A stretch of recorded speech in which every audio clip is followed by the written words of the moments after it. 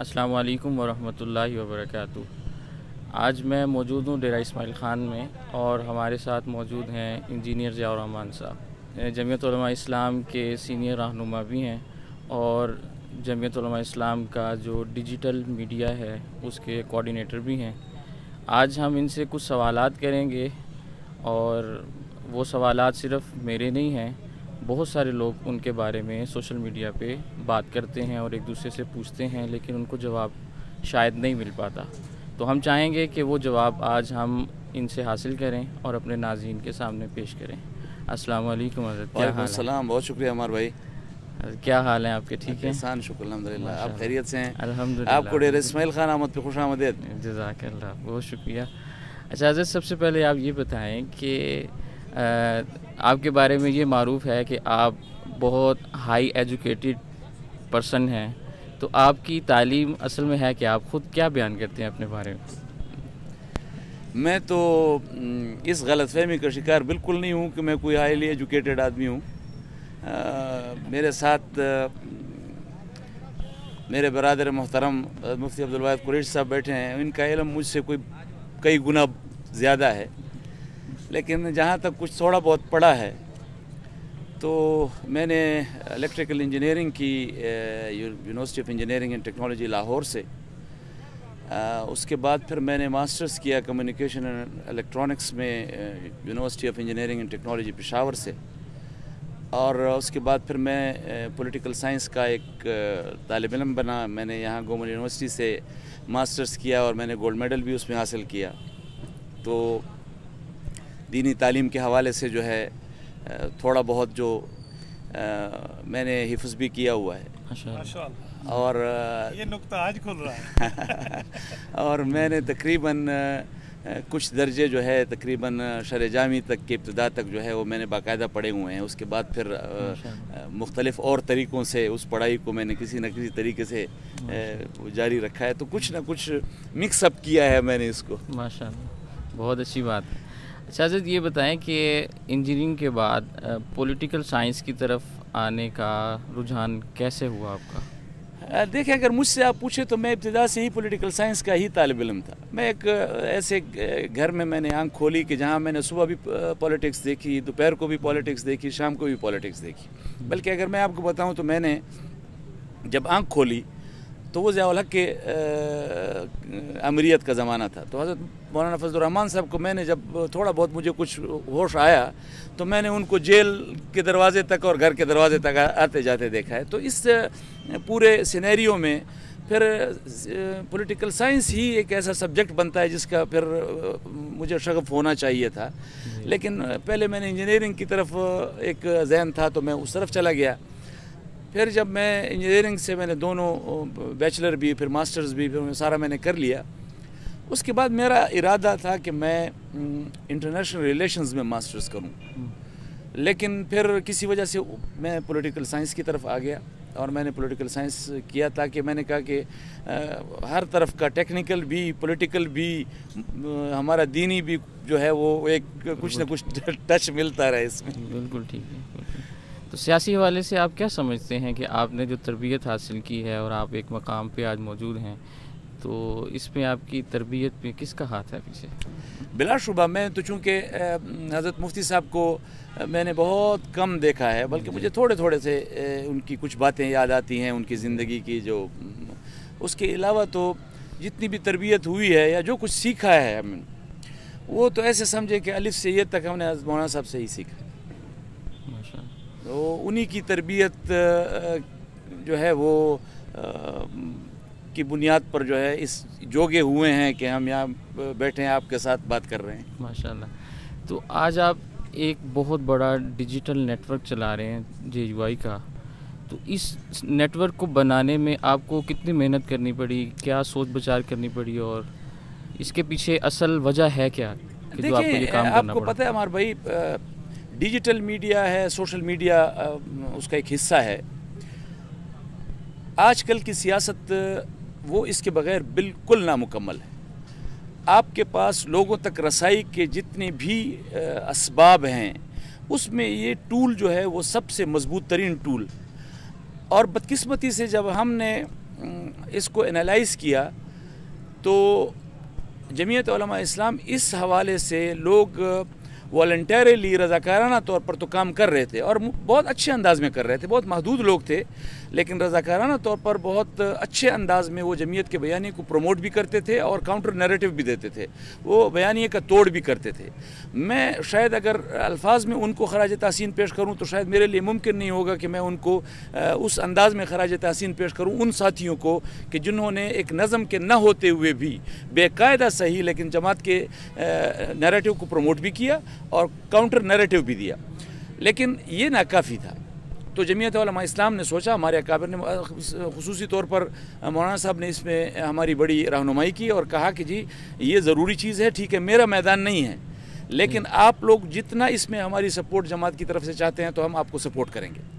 और फिर उनकी सपोर्ट से हमने एक नज़म को तश्कील दिया और साल 1.5 साल के अंदर अंदर 2 साल के अंदर मैं ख़ुद भी हैरान हूँ, अल्लाह ताला की मदद और नुसरत के बग़ैर और साथियों की मेहनत के बग़ैर ये मुमकिन नहीं था कि आज इस वक्त हम 1.5-2 साल के अंदर अंदर हम एक यूनिट तहसील नहीं, तहसील के अंदर विलेज काउंसिल की सतह पर जो हमारे यूनिट्स हैं हम उन यूनिट्स तक भी पहुंच गए हैं और हमने उन यूनिट्स में भी अपनी टीमें तश्कील दे दी हैं।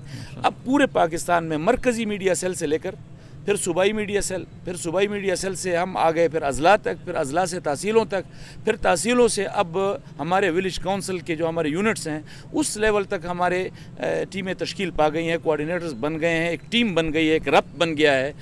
अब हमें अपना नैरेटिव बनाते हुए भी और किसी का नैरेटिव काउंटर करते हुए भी बस इतना एक लम्हा चाहिए होता है कि हम एक बात करें और वो फिर हमारे इस पूरे निज़ाम के तहत वो विलेज काउंसिल और हमारे यूनिटों तक पहुंच जाता है एक क्लिक। बहुत ज़बरदस्त बात आपने फरमाई और बहुत काबिल। ये जो अफरादी कुव्वत है ना, जी ये किसी जमात के पास नहीं है। जी आप यकीन करें, मतलब आप कैसे इन कारकुनों का, इन वर्कर्स का आप शुक्रिया अदा कर सकते हैं कि जो अपने आलात, अपने मोबाइल, अपनी सारी चीज़ें, अपने वाईफाई वगैरह जितने भी आलात हैं, एसेसरीज़ हैं, आप इस डिजिटल मीडिया से मुताल्लिक वो भी अपने इस्तेमाल करते हैं, वक्त भी अपना इस्तेमाल करते हैं, ज़राए भी अपना इस्तेमाल करते हैं, वसाइल भी अपने इस्तेमाल करते हैं और काम जमात का कर रहे होते हैं और ऐसे अंदाज में करते हैं कि तमाम जमातों के पेड वर्कर्स, उनकी पेड नज़म जो हैं, जो बाकायदा तनख्वाहों पर काम करते हैं, जो बाकायदा हुकूमती ओहदों की बुनियाद पर काम करते हैं, हमारे ये रज़ाकार ऐसे उनको लताड़ रहे होते हैं कि आप वो ख़ुद हैरान होते हैं कि जी ये किस किस्म के लोगों से हमारा पाला पड़ गया। और ऐसा नहीं है, सिर्फ यहाँ तक नहीं कि हमने उस तमाम नज़म को यूनिट तक पहुँचाया है, हमने ओवरसीज़ का यूनिट बनाया, अब हमारा ओवरसीज़ का पूरा सेल काम कर रहा है, हमारा जो है टेक्निकल का अपना वो काम कर रहा है, हमारे कंटेंट जनरेटर्स जो हैं वो उनका अपना सेल वो अपना काम कर रहा है, हमारा ख़वातीन का जो है वो सेल है वो अपना काम कर रहा है और बड़े बड़े मुनज़्ज़म अंदाज में और बड़े ऐसे तरीके से ख़वातीन में वो और सोशल मीडिया का इस्तेमाल और नैरेटिव बनाना, उसको काउंटर करना, वो सब कुछ कर रहे हैं जो दूसरे जमातों की ख़वातीन शायद पेड अंदाज में भी ना कर सके, जो हमारे वॉलंटरीली कर रहे हैं। बहुत ज़बरदस्त बात है, ये बहुत उम्दा आपकी काविश भी है और इसमें आपकी मेहनत नज़र भी आ रही है, सारी दुनिया देख भी रही है इसको। अच्छा मुझे ये बताएं कि हम थोड़ा सा मुस्तकबिल की तरफ जाएं तो पाकिस्तान के अंदर मजहबी सियासी जमातों का मुस्तकबिल आप कैसा देख रहे हैं? देखें, द मूवमेंट आप सन 73 के आइन की बुनियाद पर कहते हैं कि ये मुल्क इस्लामी जमहूरिया पाकिस्तान है जी। इस्लाम इस ममलिकत पाकिस्तान का रियासती और ममलिकती मज़हब है जी। बिल्कुल। आप बताएं कि इस रियासत के इस ममलिकती निज़ाम में जब इस्लाम उसकी बुनियाद करार पाया है और आप इसकी बुनियाद पर कहते हैं, आइन की बुनियाद पर कि जी यहाँ पर कोई कानून कुरान और सुन्नत के ख़िलाफ़ नहीं बन सकता, तो ये दोनों चीज़ें तस्लीम करने के बाद आप अगर इससे इस्लामी सियासत को मिनहा करेंगे तो फिर तो पाकिस्तान के वजूद की नफ़ी हो जाती है। आप देखें पाकिस्तान के वजूद में की बुनियाद, उसकी तख्लीक की बुनियाद क्या है? पाकिस्तान का मतलब क्या? ला इलाहा इल्लल्लाह। अब पाकिस्तान के वजूद से आप ला इलाहा इल्लल्लाह को माइनस कर दें, आपके पास क्या चीज़ बचेगी कि जिसकी बुनियाद पर आप कहें कि हमने तो नारा लगाया था कि दो कौमी नज़रिए की बुनियाद पर हम पाकिस्तान बना रहे हैं कि वहाँ पर बड़े सगीर हिंदुस्तान में वहाँ पे चूँकि मुसलमान जो हैं वो अपने मज़हब के मुताबिक ज़िंदगी नहीं गुजार सकते थे आज़ादी के साथ, तो हमें उनके लिए एक आज़ाद ममलिकत की ज़रूरत है। तो आपको इससे इत्तेफाक हो ना हो, लेकिन पाकिस्तान उसी नारे की बुनियाद पर, पाकिस्तान का मतलब क्या, ला इलाहा इल्लल्लाह की बुनियाद पर वजूद में आ गया। आज अगर पाकिस्तान में आप इस्लाम को और इस्लामी सियासत को उससे माइनस कर देते हैं तो फिर पाकिस्तान के वजूद में क्या चीज़ बच जाती जी। तो मुस्तकबिल, अगर पाकिस्तान के मुस्तकबिल को महफूज रखना है, अगर पाकिस्तान के मुस्तकबिल को दाव पर नहीं लगाना, तो फिर पाकिस्तान में इस्लामी सियासत को आपको दवाम भी देना होगा, उसको तहफ़्फ़ुज़ भी देना होगा और उसको गुंजाइश भी देनी होगी। अदरवाइज़ फिर आप पाकिस्तान के रियासत की उस बुनियाद से, जिसकी बुनियाद पर पाकिस्तान की ममलिकत कायम हुई, उससे गद्दारी कर रहे हैं। बिल्कुल ठीक बात। तो अभी हालिया दिनों के अंदर जो वाक़यात पेश आ रहे हैं कि बहुत सारी सियासी जमातें हैं, बज़ाहिर मज़हबी सियासी जमातें हैं, उनके साथ नारवा सलूक भी हो रहा है, तो इस बुनियाद पे आप क्या देखते हैं कि जमीयत उलमा इस्लाम का मौक़िफ़ क्या है और वो कौन से बयानिए को लेकर आगे चलना चाह रहे हैं? देखिए, दो बातें, पाकिस्तान में सियासत करना, मजहबी सियासत करना, ये हर पाकिस्तानी, हर मुसलमान का ये बुनियादी जमहूरी हक़ है। आप किसी को उससे महरूम नहीं कर सकते, ना एक मजहबी फ़िरके को, ना किसी और मजहबी फ़िरके को, ना किसी को भी, ना किसी मजहबी जमात को। आप पाकिस्तान के किसी भी आज़ाद शहरी को पाकिस्तान के इस जमहूरी हक़ से महरूम नहीं कर सकते, ये अपनी जगह तय है। जो कुछ हुआ है अभी हमने देखा है, अभी हालिया चंद दिनों में, इंतहाई अफसोसनाक है। रियासत इस हद तक जबर का मुजाहरा करेगी, रियासत अपने आप को कहती है कि जी माँ है, पाकिस्तान के लोगों की रियासत माँ हुआ करती है। तो फिर इस माँ का ये रूप और ये पहलू, ये तो शायद कभी औलाद ने नहीं देखा होगा, जो पाकिस्तान के लोग, पाकिस्तान के अवाम इस वक्त उसको विटनेस कर रहे हैं। लेकिन थोड़ा सा हमें भी सियासी समझबूझ की बात करनी होगी। हमने अपने कारकुन को अपनी कॉज के लिए किस तरह मैदान में लाना है, हमने उस कॉज को कैसे अचीव करना है, और हमने उस कारकुन के जान और माल का तहफ़्फ़ुज़ किस तरह करना है, यही तो सियासी क़यादत का इम्तिहान हुआ करता है। बिल्कुल ठीक बात। तो ये इस विज़न के साथ हमें सियासत करनी पड़ेगी कि देखें, एक बात बहुत वाज़ेह है, हम पाकिस्तानी हैं, हम पाकिस्तान की रियासत के साथ कमिटेड लोग हैं, हम पाकिस्तान की रियासत के साथ मोहब्बत करने वाले लोग हैं। हम इस आइन के खालिक अपने आप को कहते हैं। तो हम पाकिस्तान की आइन को बनाने वाले लोग उस आइन और कानून से तजावुज़ के बारे में कैसे सोच सकते हैं? तो हमें कोई भी ऐसा कदम कि जो हमें नज़र आए कि यहाँ पर हम पाकिस्तान की रियासत से थोड़ा सा तजावुज़ कर रहे हैं, उसके आइन से तजावुज़ कर रहे हैं, उसके कानून से तजावुज़ कर रहे हैं, यही असल इम्तिहान हुआ करता है कि वो किसी जमात की क़यादत का, कि वो अपने कारकुन को इस अंदाज़ में, इस हिसार में लेकर चले कि उसका कॉज भी अचीव हो और उसके कारकुन को कोई नुकसान भी ना हो। और यही जमीयत उलमा इस्लाम का तुर्रा इम्तियाज़ है। आपने जमीयत उलमा इस्लाम की क़यादत को देखा होगा कि वो अपने कॉज के लिए मैदान में भी आती है, वो अपने कॉज को अचीव भी करती है और अल्हम्दुलिल्लाह अपने कारकुन का तहफ़्फ़ुज़ भी करती है। तो हमारे मजहबी सियासत हो या हमारे वैसे कोई लिबरल सियासत कर रहा है, कोई राइट लेफ़्ट की सियासत कर रहा है, कोई भी सियासी कारकुन हो, हर सियासी कारकुन और उस सियासी जमात की क़यादत का ये फ़र्ज़ बनता है कि वो अपने कारकुन का तहफ़्फ़ुज़ करे, अपने कॉज को अचीव करने के साथ साथ वो आइन और कानून को भी हाथ में ना ले, वो रियासत का भी ख्याल रखे और अपने कॉज की तरफ जाते हुए अपने कारकुन का भी तहफ़्फ़ुज़ करे। अच्छा हज़रत, ये बताएं कि अभी जो हालिया वाक़यात हुए हैं उसमें आप क्या समझते हैं कि कसूरवार रियासत है या क़यादत है? देखें, जब रियासत माँ है, जब हुकूमत आपके जान और माल के मुहाफ़िज़ है, तो फिर इसका मतलब यह है कि बर्डन सबसे ज़्यादा रियासत पर आता है, सबसे ज़्यादा हुकूमत पर आता है। कि आप ख़ुद सोच लें, आपके घर में औलाद है, आप अपनी औलाद को कितनी स्पेस देते हैं, कितनी नाफरमानियाँ, कितनी गलतियाँ करते हैं, चीज़ें तोड़ देते हैं, नुकसान पहुँचाते हैं, हर चीज़ करते हैं, आप स्पेस दे रहे होते हैं। आप तरीके से काउंटर करते हैं, जहाँ सख्त बात करने की बात होती है वहाँ सख्त बात करते हैं, जहाँ मोहब्बत की बात होती है वहाँ मोहब्बत से बात करते हैं। तो ये चीज़ आप बच्चे पर नहीं डाल सकते कि वो आपके मिजाज के मुताबिक सारा काम करेगा। یہ آپ کی تربیت ہوگی کہ آپ اپنے بچوں کی تربیت کس طرح کریں گے اور آپ ان کے ساتھ برتاؤ کس طرح رکھیں گے کہ وہ آپ کو ماں کا درجہ دے, آپ کو کسی آمر کا درجہ نہ دے. صحیح بات. ہاں, اگر وہاں پہ جمعیت علماء اسلام کے رضاکار ہوتے تو آپ ان کی ذہن سازی یا ان کی تربیت کیسے فرماتے اور کیسے ان کو میدان میں اتارتے اور واپس اپنے گھروں میں بھی پہنچاتے؟ دیکھیں میں نے تو بڑے سادہ سے اصول آپ کو بتا دیے ہیں. ریاست پاکستان, آئین پاکستان, قانون پاکستان, اس سے کوئی بالا تر نہیں. لیکن سیاست انہی اس دائروں کے اندر سیاست کرنا, اپنے کاز کے لیے جدوجہد کرنا, یہی ہم اپنے کارکن کو سکھاتے ہیں اور اسی کے اندر اس کو چلا رہے ہوتے ہیں. تو جب ہم اس کے اندر اس کو چلائیں گے تو کبھی بھی ریاست اور کے ساتھ آپ کا کارکن کا ٹکراؤ نہیں پیدا ہوگا. جب ٹکراؤ نہیں پیدا ہوگا تو نہ ان کو آپ سے کوئی خطرہ ہوگا نہ آپ کو ان سے کوئی خطرہ درپیش ہوگا. پاکستان کے اندر پنجاب کے نوجوان کو جمعیت علماء اسلام کا منشور, کاز, بیانیہ کیسے سمجھایا جا سکتا ہے یا ان کے درمیان اس کو کیسے پھیلایا جا سکتا ہے کہ وہ جمعیت علماء اسلام کے منشور کو سمجھیں اور اس کے مطابق سٹینڈ بھی لیں؟ اس میں 3 باتیں میں کرنا چاہتا ہوں. ایک یہ کہ جو ان کے فرائض میں, ایک وہ جو ہمارے فرائض میں, ٹھیک ہے, ایک وہ جو ریاست کے فرائض میں.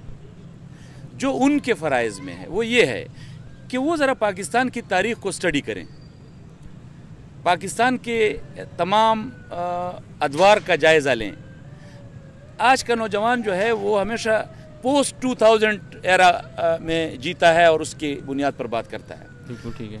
وہ پری 2000 کی سیاست, اتنی بڑی پاکستان کی سیاست پڑی, وہ 47 سے پاکستان بنا ہے اور 2000 تک پاکستان میں کوئی سیاست تو ہوئی ہے نا. تو اس نوجوان جب وہ سیاسی ذہن کے ساتھ میدان میں آتا ہے اور وہ سیاسی ذہن رکھتا ہے تو پھر اس کو ایک کمپیریٹیو سٹڈی کرنی پڑے گی بٹوین پولیٹیکل پارٹیز. وہ جمعیت علماء ہے, وہ کوئی اور سیاسی جماعتیں ہیں, میں نام نہیں لیتا, کوئی بھی سیاسی جماعت ہے, تو اس کو کمپیریٹیو سٹڈی کرنی پڑے گی کہ آئین کے حوالے سے, جمہوریت کے حوالے سے, اپنے کاز کے حوالے سے, اسلام کے حوالے سے, پاکستان کی تخلیقی اسباب کے حوالے سے کس کی جدوجہد کیا ہے, آئین کا تحفظ کس نے کیا ہے, جمہوریت کا تحفظ کس نے کیا ہے, اس کے لیے قربانیاں کس نے دی ہیں, پاکستان جس وجہ سے تخلیق ہوا ہے اس کے لیے قربانیاں کس نے دی ہیں, اسلام کے حوالے سے قربانیاں کس نے دی ہیں. یہ چیزیں ان کو سٹڈی کرنی پڑے گی, پھر اس کا کمپیریٹیو انالیسس کرنا پڑے گا اور ان کو پوسٹ اور پری 2000 سارے ایراز کو دیکھنا پڑے گا. ایک ہمارا فرض ہے, اب سوشل میڈیا کا دور ہے, اب ہمیں چاہیے کہ ہم اس ٹول کو استعمال کرتے ہوئے یہ تمام حقائق ان کے سامنے لائیں جو میں نے آپ کو بتائے ہیں. یہ تمام باتیں ہم ان کے سامنے لائیں اور ان کو بتائیں کہ یہ وہ جمعیت علماء اسلام کا روشن چہرہ ہے. جمہوریت کے حوالے سے بھی بڑے لبرل لوگ دعوے کرتے ہیں, آئین کے حوالے, تحفظ کے حوالے سے, جمہوریت کے تحفظ کے حوالے سے, لیکن جمعیت علماء اسلام مذہبی سیاسی جماعت ہوتے ہوئے جس طرح آئین اور جمہوریت کا تحفظ کیا کوئی لبرل جماعت نہیں کر سکتی. بڑی مذہبی جماعتیں ہیں جو مذہبی کاز کے تحفظ کی بات کرتی ہیں. کوئی جمعیت علماء اسلام کا مذہبی کاز کے حوالے سے تحفظ کا مقابلہ نہیں کر سکتا. تو یہ روشن چہرہ ہمیں لوگوں کے سامنے ہمیں لانا پڑے گا. اور تیسری بات وہ ریاست کی ہے کہ ریاست کو تمام سیاسی جماعتوں کو اسی طرح لوگوں کو ایکسیس کرنے کا موقع دینا چاہیے کہ جس طرح ان کا حق ہے.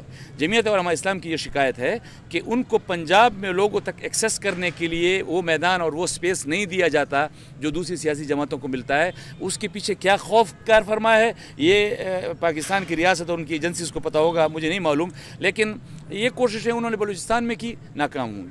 یہ کوششیں انہوں نے خیبر پختونخوا میں کی, ناکام ہوئی. یہ کوششیں اب وہ سندھ میں کر رہے ہیں, ناکام ہو رہے ہیں. پنجاب میں بھی ناکام ہوں گے. لیکن یہ ان کا فرض ہے کہ اگر کوئی سیاسی جماعت وہ پاکستان کے آئین اور قانون کے دائرے میں رہتے ہوئے اپنی کاز کی جدوجہد کے لیے میدان میں آتی ہے تو پھر آپ اس کے لیے اسپیس محدود نہ کریں, آپ اس کے لیے راستہ چھوڑیں تاکہ ایک پازیٹیو ماحول کے ساتھ, ایک چینج کے ساتھ جو ہے وہ یہ لوگ میدان میں آئیں اور پنجاب کے میدانوں کو بھی اسی طرح مسخر کریں جس طرح اس سے پہلے بلوچستان اور کے پی کے میدانوں کو مسخر کیا ہے یا جس طرح اب وہ سندھ کے میدانوں کو مسخر کرنے کی طرف جا رہے ہیں. 2 دن کے بعد مفتی محمود کانفرنس ہونے جا رہی ہے یہاں پہ, جس گراؤنڈ کے اندر آج ہم موجود ہیں. سوال یہ پیدا ہوتا ہے آج کی نوجوان نسل کے ذہن میں کہ آخر مفتی محمود صاحب کے نام پہ ہی کیوں کانفرنس کا انعقاد ہو رہا ہے. اس صوبے کے حوالے سے یا پاکستان کی سیاست میں مفتی محمود صاحب کا کیا کردار ہے؟ دیکھیں, مفتی صاحب کا جو نام ہے نا جی، مفتی محمود، یہ ایک نام نہیں ہے، یہ ایک جدوجہد کا نام ہے، یہ ایک تحریک کا نام ہے، یہ ایک سوچ کا نام ہے، یہ ایک فلسفے کا نام ہے۔ جس طرح میں نے آپ کے سامنے ساری باتیں کی، دیکھیں آپ پاکستان میں آئین کے تخلیق سے مفتی محمود رحمہ اللہ کو منہا نہیں کر سکتے، آپ پاکستان میں اسلامی دفعات کو اس آئین میں ڈالنے سے ان کے کردار کو منہا نہیں کر سکتے، آپ اس آئین میں عقیدہ ختم نبوت کے تحفظ کو سے ان کے نام کو منہا نہیں کر سکتے، آپ پاکستان میں آئین کی بالادستی کے لیے، جمہوریت کے لیے، آمریت کے خلاف لڑنے کی تمام جدوجہد سے آپ حضرت مفتی صاحب کے کردار کو جو منہا نہیں کر سکتے، مائنس نہیں کر سکتے۔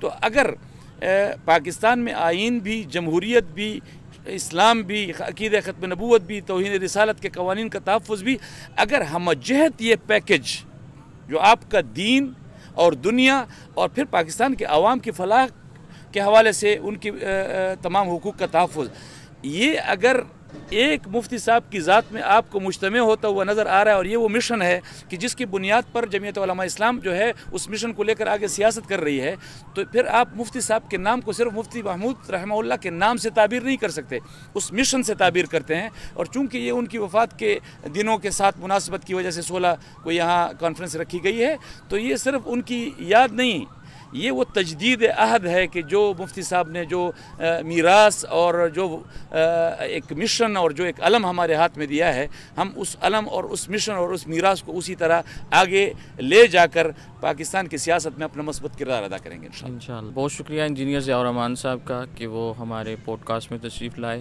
آج میں ڈیرہ اسماعیل خان حضرت ہمارے استاد حضرت مولانا مفتی عبدالواحد قریشی دامت برکاتہم العالیہ کے حکم پر ان کی اجازت سے یہاں پہنچا، اور مفتی صاحب نے بہت شفقت فرمائی، اور ان کا احسان ہے ہمارے اوپر کہ انہوں نے ہمیں وقت بھی لے کے دیا اور ہمارے ساتھ بیٹھے بھی۔ اللہ تعالیٰ حضرت مفتی صاحب کا اور جمعیت علماء اسلام کے تمام اکابرین کا سایہ ہمارے سروں پر سلامت رکھے۔ السلام علیکم ورحمۃ اللہ وبرکاتہ۔